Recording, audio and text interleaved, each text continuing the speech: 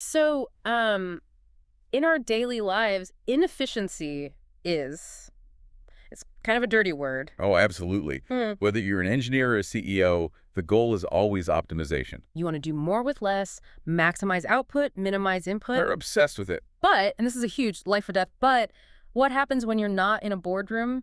You're on a freezing cold mountain. Right. When the goal isn't productivity, but just keeping your blood warm enough to, stay alive. In that case, that inefficiency, Mm-hmm. it's not a flaw. It's actually the whole point. It might be the only thing keeping you alive. It's a total flip of the script. Usually, waste heat is the enemy. It's lost energy.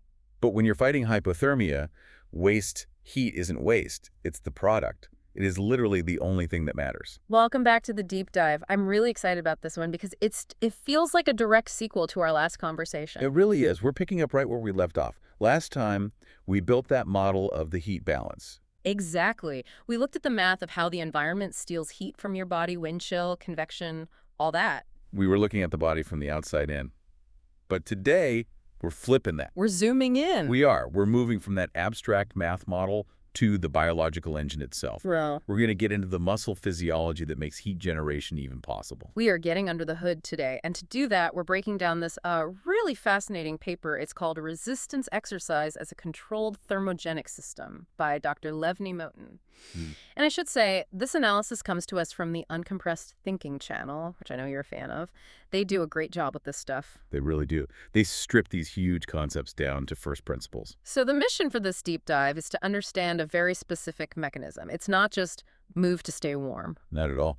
We're going to look at how muscles actually turn fuel into heat and, why working harder, like doing jumping jacks, might actually freeze you faster. And then we're going to break down this survival strategy the paper calls compact resistance. Right.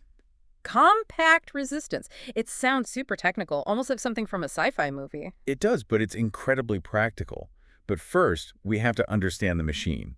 And the source kicks off with some thermodynamics. Of course it does. It starts with this core equation that it really explains everything. It's metabolic energy rate equals mechanical work plus heat production. Okay, let's unpack that so we don't just gloss over it. Metabolic energy rate, that's the input, right? That's the fuel going in, yeah. So, like the sandwich I ate for lunch or the glycogen in my muscles. Correct. And then on the other side of that equal sign, you have two outputs. Mechanical work, which is me, say, lifting a rock or walking up a hill, and heat production. Exactly. Input equals motion plus heat. Now, here is where it gets really interesting. If you were designing an engine, you'd want all that energy to become motion. You'd want high mechanical efficiency, of course. But the paper points out that skeletal muscle mechanical efficiency is, well, it's typically only 10 to 30%. Wait, only 10? That seems incredibly low. I mean, if I bought a car and the dealer said, hey, by the way, only 10% of the gas moves the wheels, the rest just heats up the hood, I'd want my money back. In engineering, that's a disaster. It's a failed design.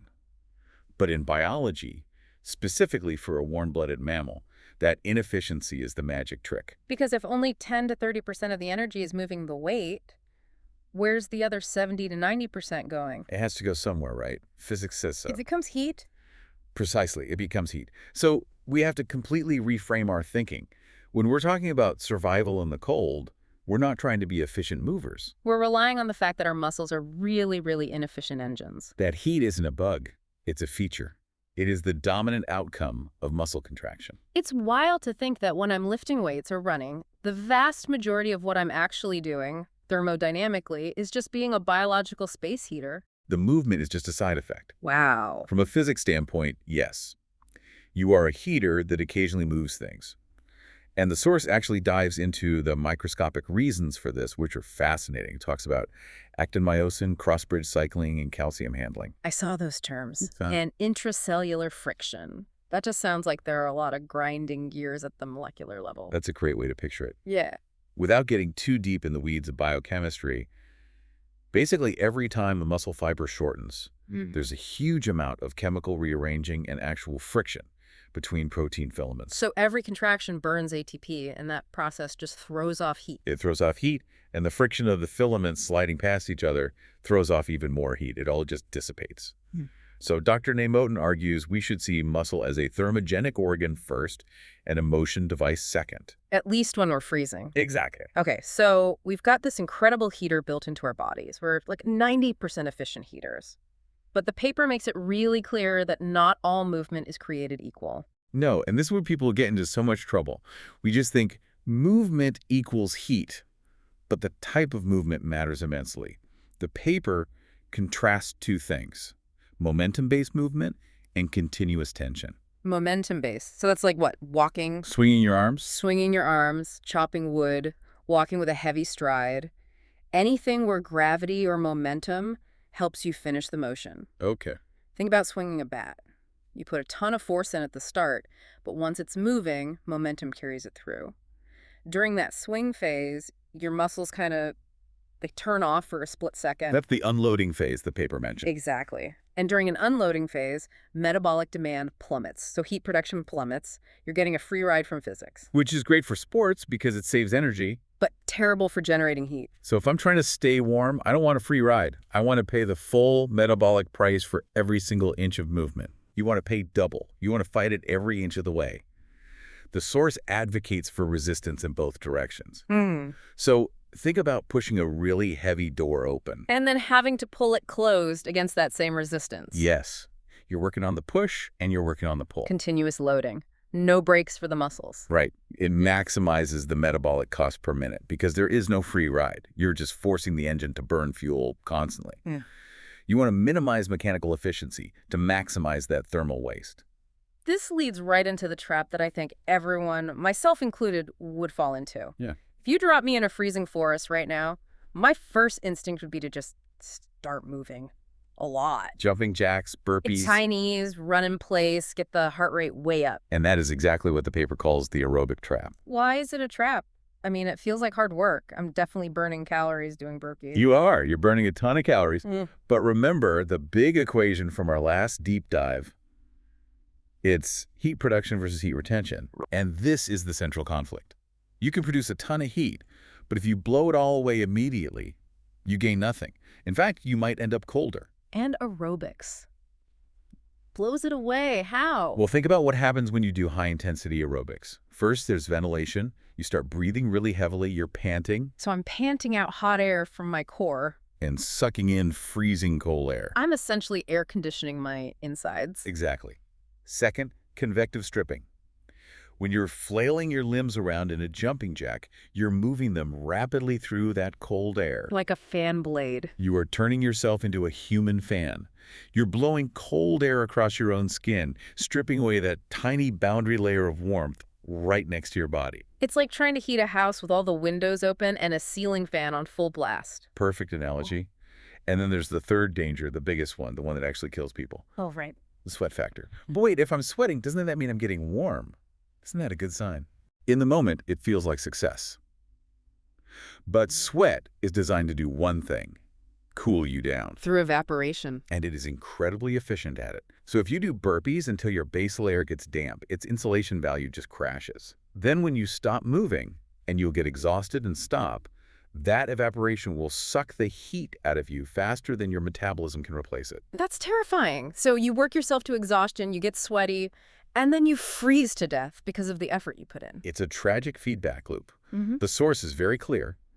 High-intensity dynamic movement is extremely high risk in a static survival situation. So you need heat, but you can't afford the ventilation, the convection, or the sweat that comes with cardio. Right, which leads to the solution: compact resistance. Okay, let's define that. What does that actually look like? Are we talking about planks, yoga? It has some elements of a plank, for sure, especially that tension aspect, but the name tells you everything.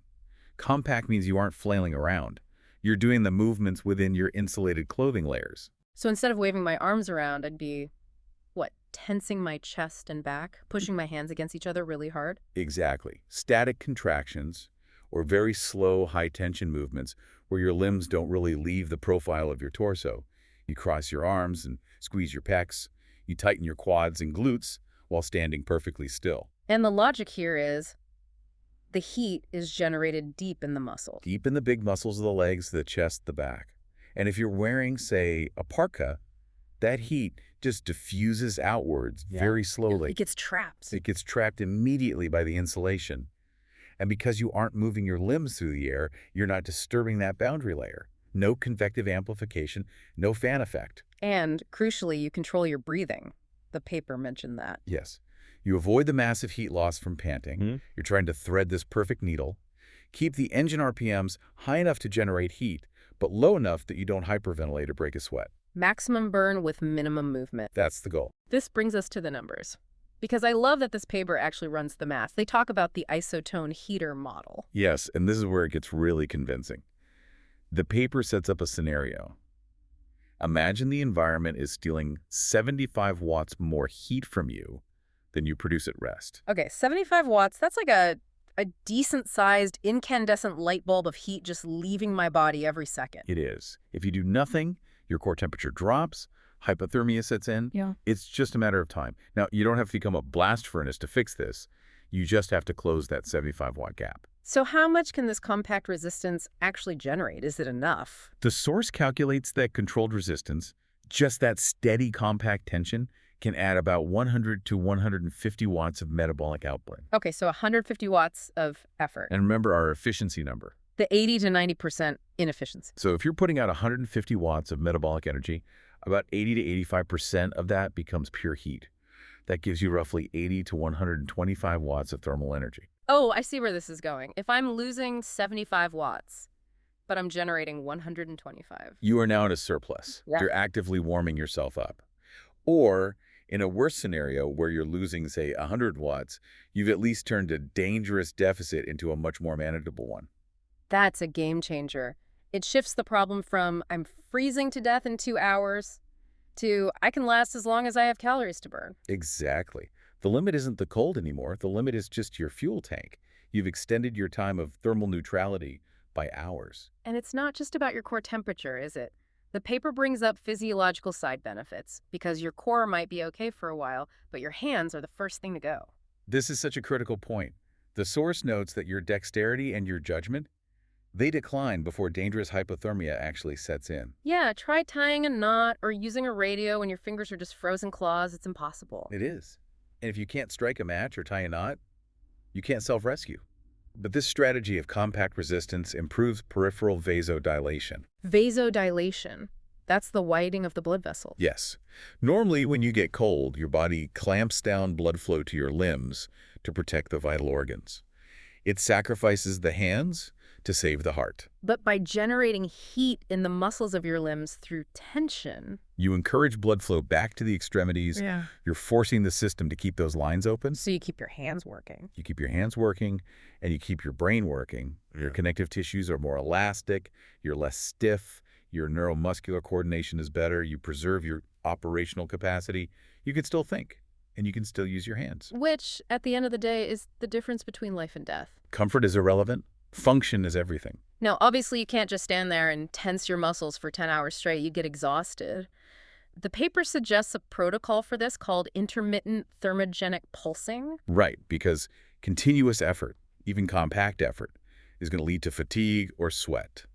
The pulse strategy is the workaround. So how does that work? Is it on a timer? It's more based on feel.